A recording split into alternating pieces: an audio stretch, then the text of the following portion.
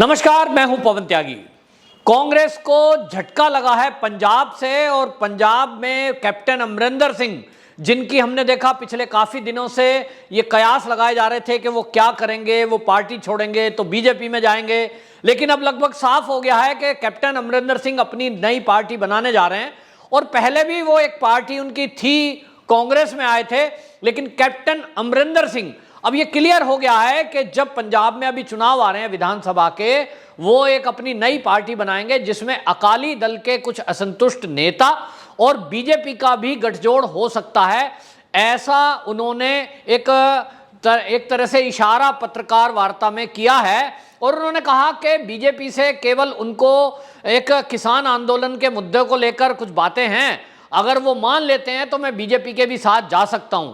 वहीं आपको बताएं, अकाली दल के नेता उनको बीजेपी की टीम बी बता रहे हैं, लेकिन कैप्टन अमरिंदर सिंह ने जो खुलासे किए वो बहुत गंभीर और चौंकाने वाले हैं। इन्होंने सीधे सीधे नवजोत सिंह सिद्धू पर सवाल उठाए थे, और उन्होंने कहा था कि सिद्धू जब से पंजाब का ये कांग्रेस का अध्यक्ष बना है, उसके बाद से पाकिस्तान की तरफ से ड्रोन का आना बढ़ गया है, और उस ड्रोन के जरिए नशे की खेप, हथियार, ये सब पहुंचाए जा रहे हैं, जो कि फिर से खालिस्तानी मूवमेंट को चलाने की पाकिस्तान की एक साजिश है। ये बहुत गंभीर मामला था, और इसीलिए उन्होंने कहा कि यदि पंजाब का सीएम नवजोत सिंह सिद्धू बनता है, मैं उसको कतई बनने नहीं दूंगा, क्योंकि ये देश की सुरक्षा के लिए खतरा है।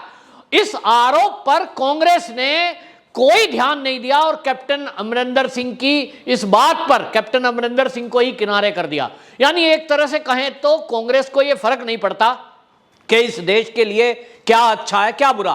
कैप्टन अमरिंदर सिंह जो कि आर्मी में कैप्टन रहे हैं, कांग्रेस की भी उन्होंने वर्षों सेवा की है।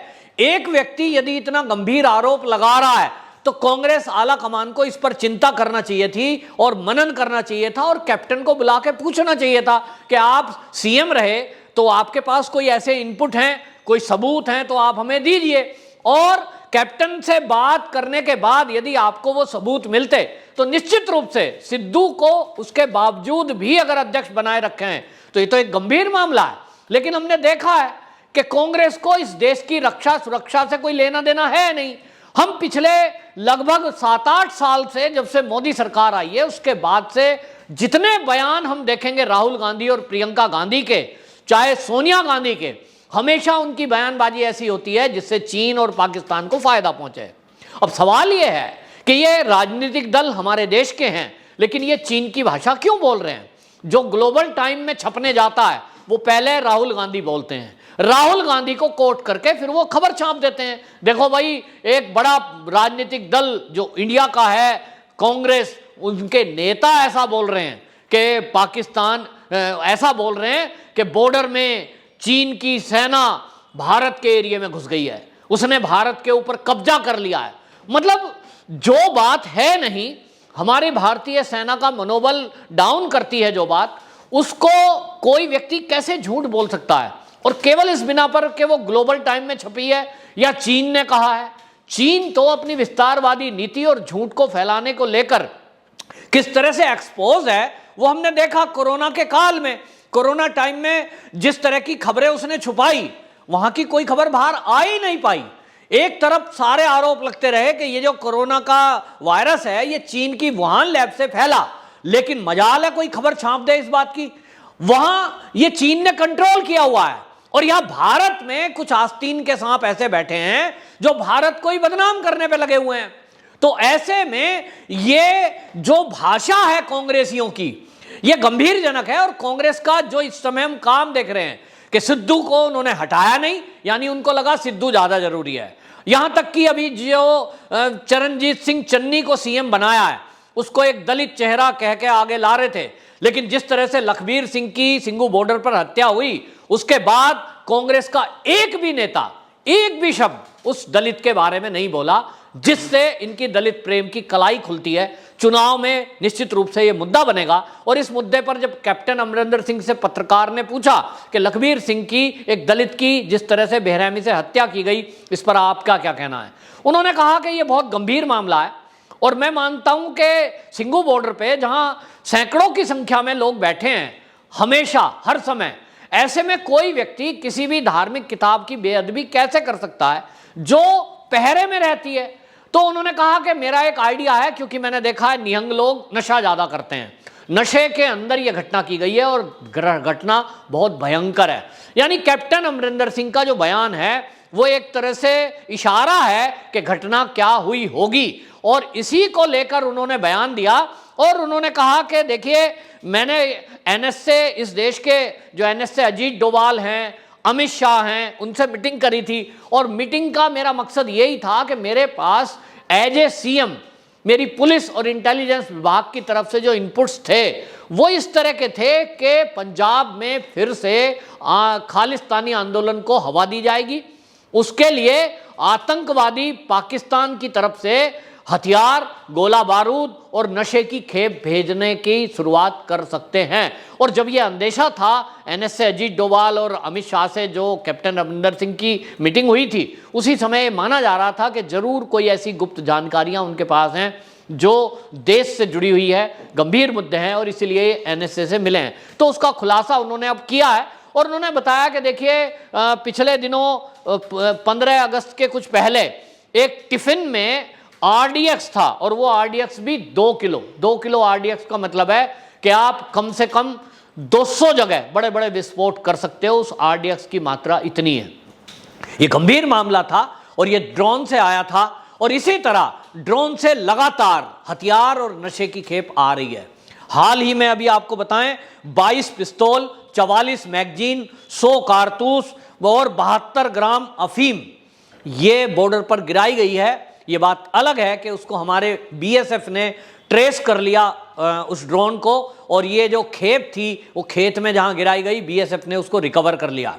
लेकिन केंद्र सरकार ने इस बीएसएफ का जब ये दायरा बढ़ाया कि पंजाब में 50 किलोमीटर तक अंदर जाकर वो तलाशी ले सकते हैं, किसी की गिरफ्तारी कर सकते हैं, वो पंजाब में उसका विरोध किया चन्नी ने। आखिरकार क्यों? कैप्टन अमरिंदर सिंह तो उसकी तारीफ कर रहे थे कि बहुत अच्छा है, पुलिस का काम हल्का हो गया। अब पुलिस जो काम में लगाई गई थी वो कौन बताओ? पुलिस को अगर आप लगा दो कि बॉर्डर एरिया जो है पंजाब का, वो पंजाब का फ्रंट लाइन से लगता है लगभग 700 किलोमीटर का एरिया, तो और 700 किलोमीटर जंगल एरिया में अगर पुलिस के ऊपर छोड़ दें कि भैया आपको पहरा लगाना है, ड्रोन नहीं आने चाहिए, तो क्या पुलिस आप उस तरह का पहरा करेगी? जबकि बीएसएफ 24 घंटे अलर्ट पे रहती है और उनके पास ऐसे हथियार भी होते हैं कि वो ड्रोन को ट्रेस भी कर सकते हैं, ड्रोन को मार गिरा भी सकते हैं। लेकिन इसका विरोध शुरू हो गया। जो सीएम चन्नी है उन्होंने कह दिया मैं इसको कंडेम करता हूं, बाकायदा चिट्ठी लिख दी गृह मंत्रालय को। क्यों भाई, आपको क्या प्रॉब्लम है? अगर हमारी बीएसएफ 50 किलोमीटर बॉर्डर के अंदर एरिया में आकर तलाशी ले सकती है, तो आप कह रहे हो कि ये संघीय ढांचे पे हमला है। संघीय ढांचे पे हमला कैसे है बताओ जरा। अगर कोई देश का दुश्मन होगा जिसके पास अवैध रूप से गोले बारूद, हथियार या नशे की चीज होगी, उसी को तो गिरफ्तार करेगी। आपका संघीय ढांचा इससे कैसे खराब होता है? या तो आप ये कहें कि आप ही के जुड़े हुए लोग, आप ही की जान पहचान के या आपकी पार्टी के लोग कहीं इस नशे के कारोबार में तो लिप्त नहीं है, कि आपको उनकी चिंता सता रही है कि अगर उनकी गिरफ्तारी हो गई तो आपकी पार्टी का पोल ना खुल जाए। अगर ऐसा नहीं है तब बौखलाहट क्यों? अगर इस देश में जो सेना है वो पूरे देश में उसको अधिकार मिल जाए, मैं तो कहता हूं कि जहां चाहे जिसको चाहे पकड़ के तलाशी ले सके। आज की डेट में एनआईए को यह अधिकार है, आज की डेट में एनसीबी को यह अधिकार है कि वो पूरे देश में जहां चाहे वो जाकर के जांच पड़ताल और गिरफ्तारी वो कर सकता है। लेकिन मैं कह रहा हूं बीएसएफ भी तो हमारे ही देश का एक सुरक्षा बल है, वो अर्धसैनिक बल है, उसको क्यों ना अधिकार मिले? पुलिस के पास जो अधिकार हैं वो बीएसएफ के पास क्यों ना हो? जबकि बॉर्डर पे उनकी ड्यूटी है कि सीमा पार से कोई भी इस तरह का आतंकवादी घटना हमारे देश में यदि होती है तो सबसे पहले इस देश का विपक्ष, जिसमें कि कांग्रेस सबसे आगे होती है, वो घेरती किसको है? बीएसएफ को। तो इस तरह के मुद्दे उठाए जाते हैं। कैप्टन अमरिंदर सिंह ने इस बीएसएफ को जो अधिकार दिए उसकी भी तारीफ की और कहा कि मैं इसका स्वागत करता हूं।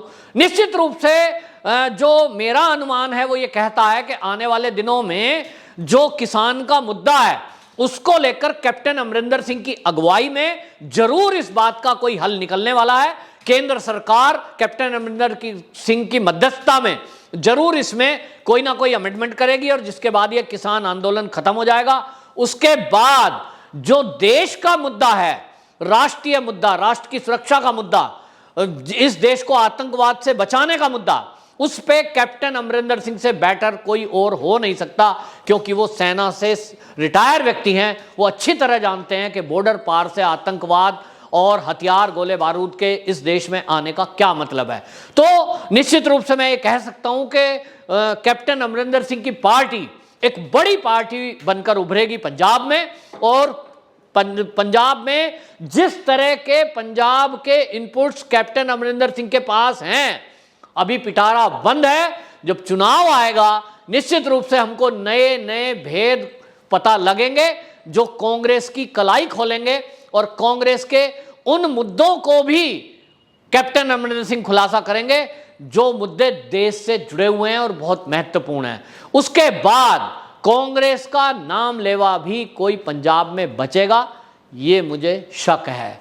पंजाब में कांग्रेस आनी नहीं है फिर, आप ये समझ लीजिए, क्योंकि देश के मुद्दे पे हम कितने भी आपस में लड़ते हों, चाहे जाति के भेद हों, धर्म के ऊपर हो, लेकिन जब बात देश की आती है तो ये हिंदुस्तानी लोग हैं, सब एक हो जाते हैं। और ये हमने देखा है, चाहे वो सर्जिकल स्ट्राइक का मुद्दा हो, चाहे बॉर्डर पार से आतंकवाद का मुद्दा हो, हम सब मिलकर के उसके मुकाबला करते हैं। देशभक्त लोगों में अभी भी ये जागरूकता है, और इस देशभक्ति के मुद्दे पर ही पंजाब का अगला चुनाव होना है, जिसमें निश्चित रूप से भाजपा और कैप्टन अमरिंदर सिंह की पार्टी को बहुमत मिलेगा।